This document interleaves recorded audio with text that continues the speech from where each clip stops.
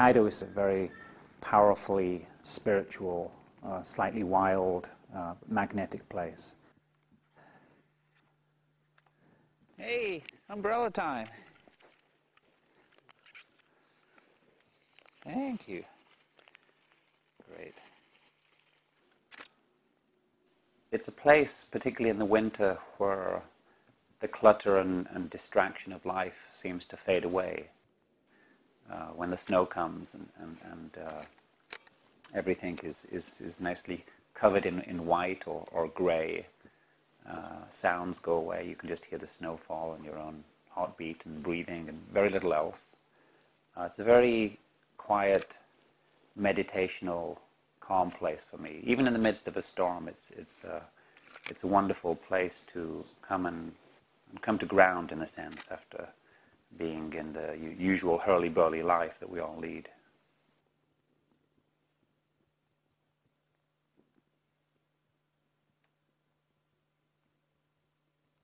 It's like one vast white canvas with calligraphy, black brushstrokes marked on this very, very beautiful abstract area.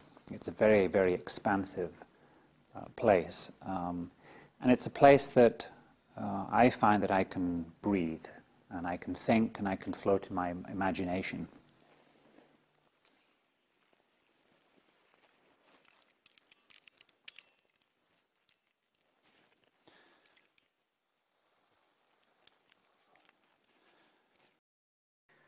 One of the essential elements of Hokkaido, and in fact Japan in general, is that it is an island, a very intimate island or islands that have been changed and lived on and with over the centuries. There is nowhere seemingly that I've found in Hokkaido that is so wild that it doesn't have that element of people having been there. And I believe an essential ingredient of my work is the feeling of memories and stories and atmospheres that reside in the landscape. So I again look for particular environments that have been changed somehow, that have the influence or impact on the earth.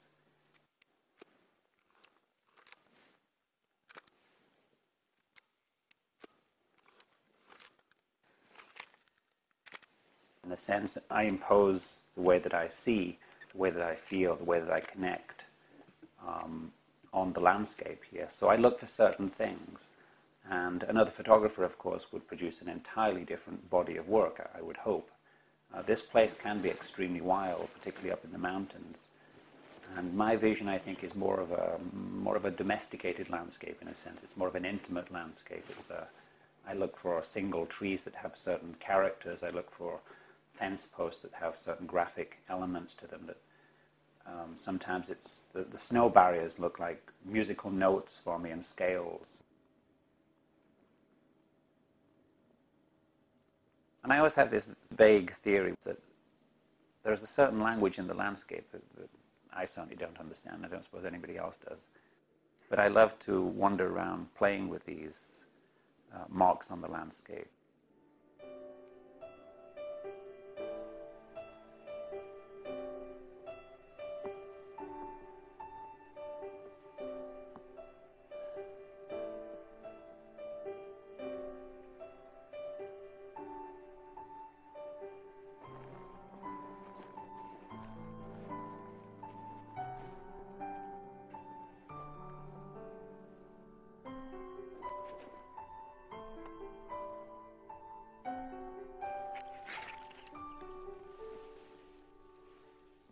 It's rather nice when it becomes very abstract, more and more simple as I worked through it. I started with hundreds of them, and it got down to about 3 at the end.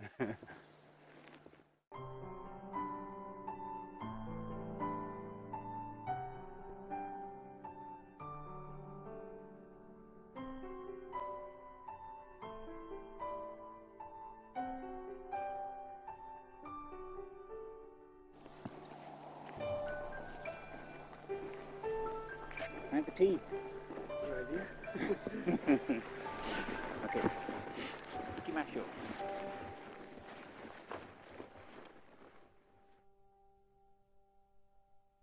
There are so many ways you can photograph the same subject matter, and I often spend an hour or two just with one tree. Not because I'm taking the same photograph over and over, but because I'm experimenting with different angles, with different compositions, with different lenses, and with different speeds. So particularly in snowstorms, one can photograph with very fast speeds and have that kind of staccato effect, or you can actually see the snow as little dots all over the photograph, which is very, very nice.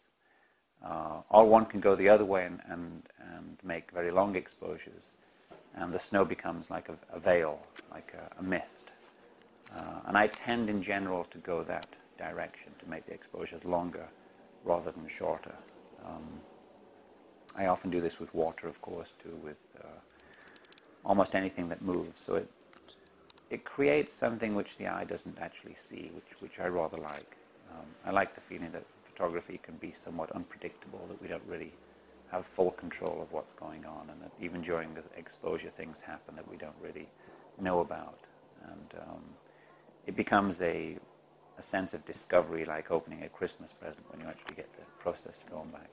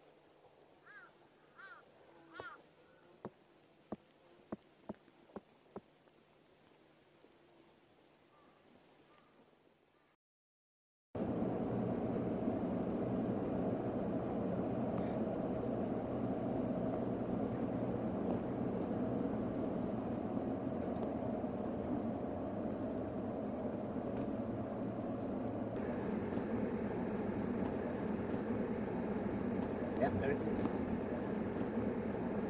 Hold on. Yeah. We can talk to it.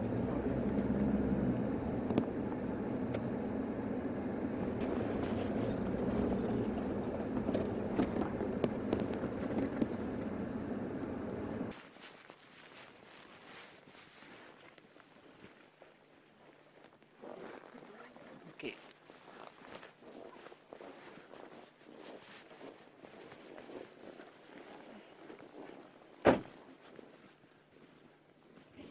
I'm going to circle. I'm not going to go too close. I'll say hello soon, but not yet.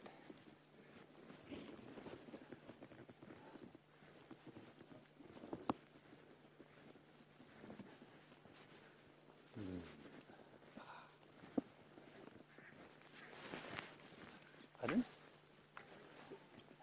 The lake is not frozen.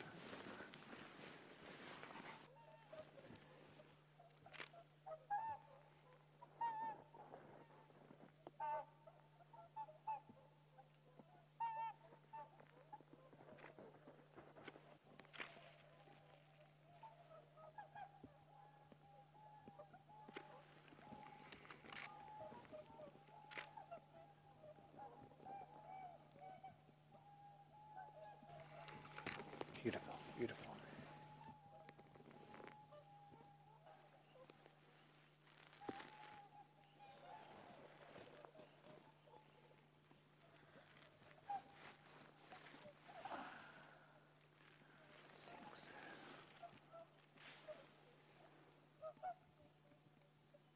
There is one particular tree on the lake of Kushiro, which I first stumbled on in the winter of in January 2002, I believe. So I've probably visited it, I don't know, a dozen times since then at different times that I've been around Kushiro. When I first photographed it, It almost had the feeling of being a bonsai tree. Very stark, very scaleless, very beautifully Japanese in its way. And each time I would return, one of the limbs fell off the tree, or it changed completely. And now it's almost a kind of a stooping, old lady figure somehow. It kind of stretches out over the lake.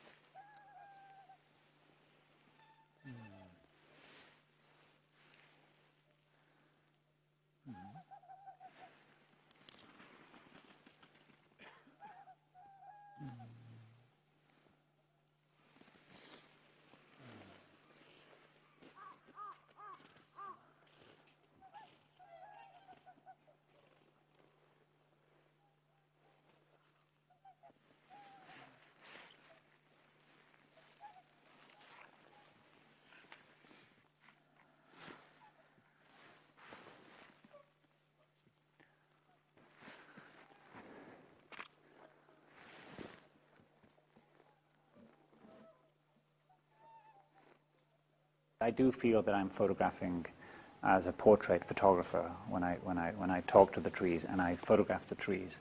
I like to think that I'm not a paparazzi, that I run in, snap a picture, and run back out again.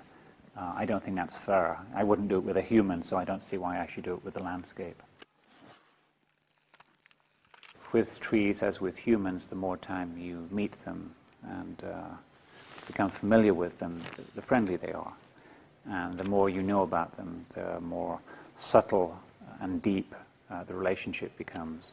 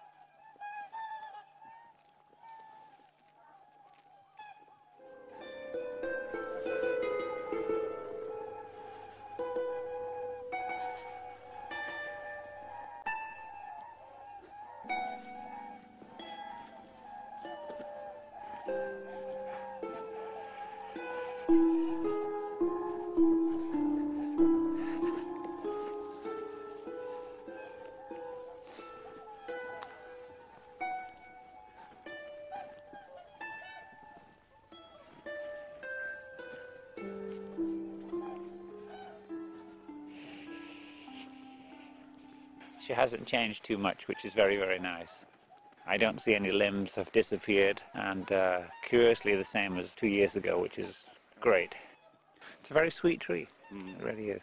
Very beautiful today too. And the lighting was absolutely gorgeous. Very, very fortunate. Because it started out, I was thinking, first of all, we got up too late. Secondly, the sun was coming up and there was no clouds in the sky. And then one of those wonderful occasions when the mist just enveloped the whole place and the background became very subdued, quite veiled. And the tree was quite majestic, as it should be, as she deserves to be. Yeah, so it's a wonderful morning, wonderful. Yeah.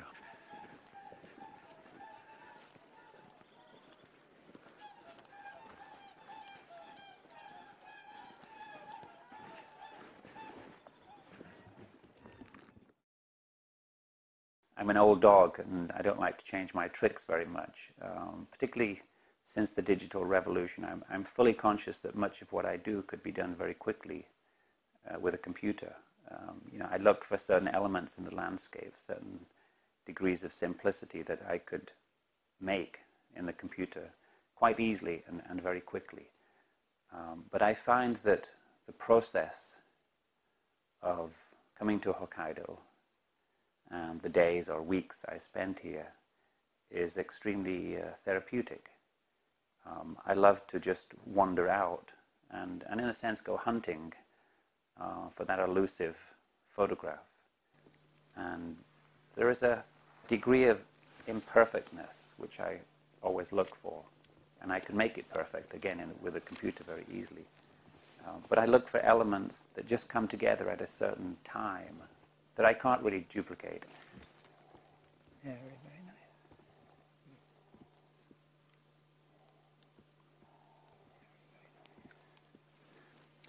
Okay. 9, 7. The job of a photographer is not to produce decoration for other people's walls and homes.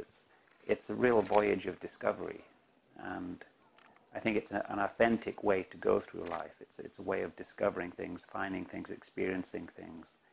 And to be in the middle of an amazing snowstorm and to be waiting, for the sun to come out from behind those clouds and just produce this ray of light is quite remarkable. Sometimes it happens, sometimes it doesn't, but the fact that you can wander off for 2 or 3 hours in snowshoes and the weather changes and the snow comes down, the light comes out, and you're finding things or you're not finding things. It's all part of the process. It's just a wonderful way, in a sense, to go through life, as opposed to just trying to produce and create photographs. It's not completely about that.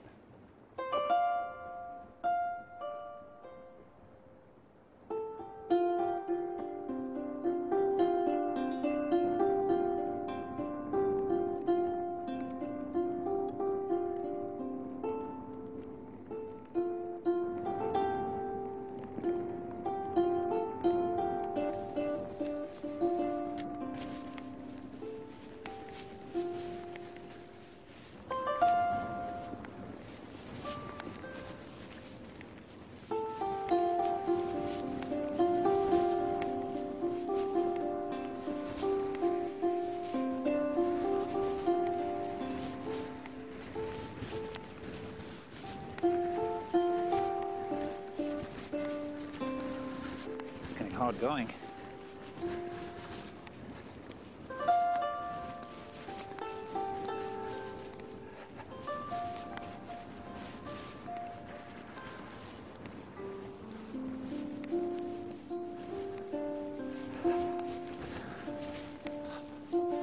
Eat tanky decks.